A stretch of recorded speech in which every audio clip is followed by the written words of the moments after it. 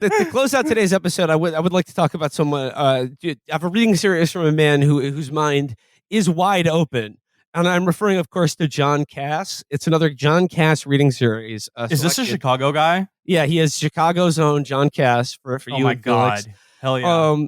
So like this is an article selected to pair with Otherworld, and this is John Kass on Slender Man.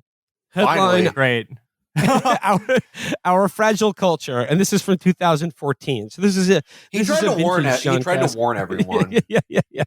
Is John Kass a Slender Man himself? I would say no, the opposite. Certainly not. Okay. Certainly not. maybe that's why he has beef. He's with more of a Slenderman. Slimer style apparition. Okay. So the article begins. What kind of culture produced those two 12-year-old Wisconsin girls charged with stabbing a classmate 19 times? Our culture. Sorry, I'm like, already, that's a strong opener. I just love like the boring in-house conservative style. It's like, what do you think the answer to that question is? I don't know, a good one? Wow, really fucking taking a stance here, John. Yeah. The 12-year-olds were charged as adults. Police say they wanted to kill their classmates so they could cement a pact with an evil fictional character that lives only on the internet. We don't know. We won't know for some time what really drove the girls to grab that knife and hold their friend down and stab her, if indeed that's what's happened. But we do know about the culture they live in. It is a culture that has fallen in love with magic and fantasy. It is a culture that takes fantasy symbols of evil, the vampire, the witch, and transforms them into heroes of great virtue. It is a culture where dark magic is celebrated, but religion is considered bothersome. We reap what we sow. So, I mean, I think Kass is right to a certain degree. I think people have become more fascinated with, Is that his whole article? Witches. No. He's going on here. He says, I was going to say, any of you get, I'd be really lazy. He goes, before any of you get riled up thinking I'm about to burn the Brothers Grimm or Russian fairy tales, don't worry, I won't. Oh, thank God. Yeah. Oh my God. I was up all week worrying that John Kass was going to rip apart Russian fairy tales. I didn't sleep. They were valuable to me. They remain so. But such literature is historical, written back when evil sought your soul. Now evil wants to be your friend, marry you, and hang out on Twilight. How is that isn't evil always like enticing? I thought evil was always a deal with the devil always a thing. Yeah, it was way more evil back then, by the way, too, for sure. He's such a fucking idiot. But it's the way he describes it. Now evil wants to be your friend, marry you, and hang out on Twilight. On Twilight? What does that mean? Yeah, what is it? I think on Twilight, is it like? Does he think that's like a TV social series media? Or something? Like, he thinks Twilight is like Discord? Twilight is the club where the vampires and werewolves go to. It's the Monster Mash place. Yeah. Those monsters sucked and they fucked. They did the fuck. They're trying to get kids in there now. They're taking fake IDs. And he goes, all living things take on the characteristics of their environment. Plants soak up nutrients or poisons, as do animals. Young humans, too. It says both suspects had a fascination in a fictitious character that often posted to a website that is a collection of small stories about death and horror, said the Waukesha Police Chief Russell Jack. And then came the boilerplate parental warning. Unmonitored and unrestricted access to the internet by children is a growing and alarming problem, Jack continued. Parents are strongly encouraged to restrict and monitor their children's internet usage. Slender Man, of course, is evil, but then so were vampires once. Once Dracula would take our immortal souls. These days, souls aren't discussed much, perhaps because the mention of souls will offend somebody. Did Dracula really want to take I guess he wanted to be immortal with his bride, his love. I suppose that's sort of... By the way, that's one thing that I've never gotten an email about is anything related to vampires. Interesting.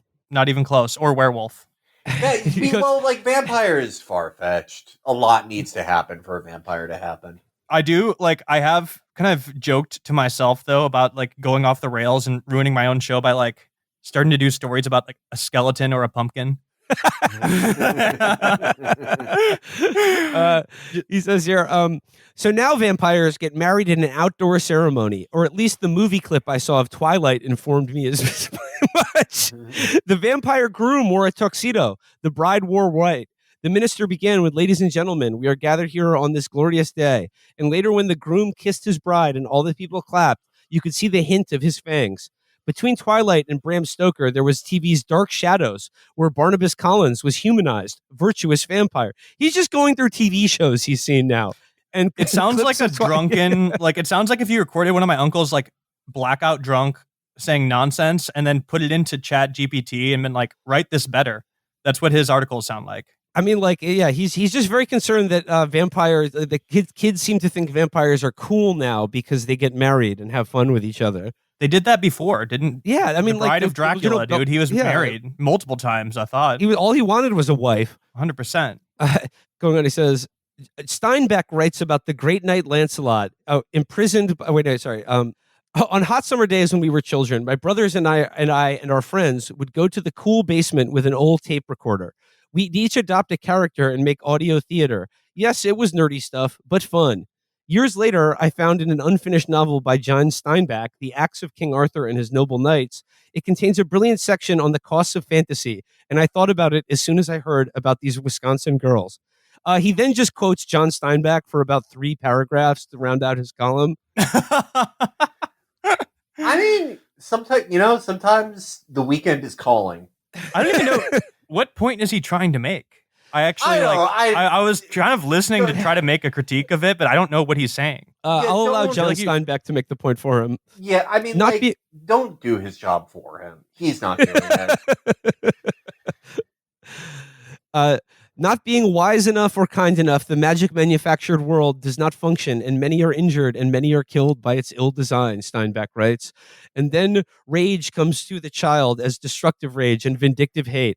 There lies the fear for wizards and witches and children living in a world they made without the leavening of pity or the mathematics of organization. And what could be more frightening than a child with total power? Nothing. But that's what they appear to be, those girls in Waukesha accused of holding their friend down amongst the trees, seeking approval from the Slender Man on the internet and taking out the knife. They're not wizards. They're not witches. They're just 12-year-old girls. What could be more frightening? Okay. Cool, man. Thank you. This is a very John Kass beer number 10 kind of vibe to that writing, you know? Yeah. John Kass, not a fan of the paranormal. Oh, just like sometimes there's more like a flair to Cass's work. There's like a personal story or something. But then other times you can really tell that he just really wants to watch Yellowstone. That is so funny.